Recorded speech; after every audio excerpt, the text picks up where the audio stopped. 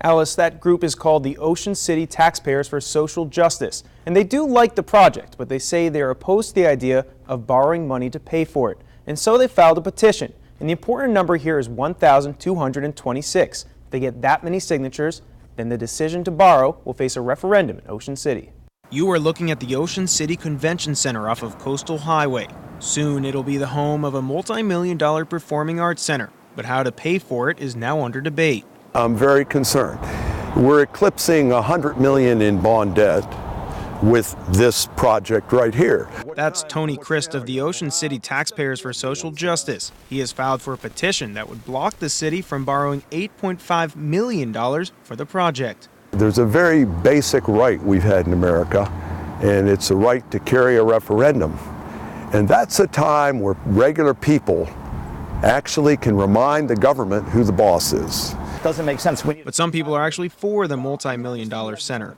Nothing that Mr. Christ is putting forward to me makes any sense whatsoever at all. Peck Miller says that the project will help Ocean City.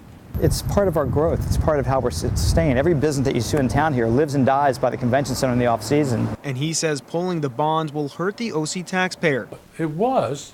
Guy Ayers, the city solicitor for Ocean City.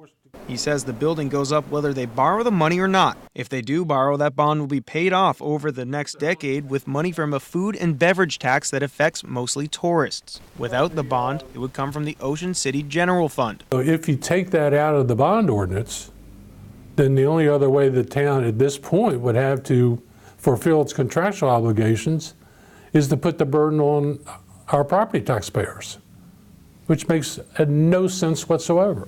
1,226, the number of signatures needed for Tony Christ's petition to pass in Ocean City. Now, the Maryland Stadium Authority is also helping fund the project. The state is paying $5.7 million for the center's construction. Now, Christ has until November 20th to get the 1,226 signatures that are needed. Back to you guys.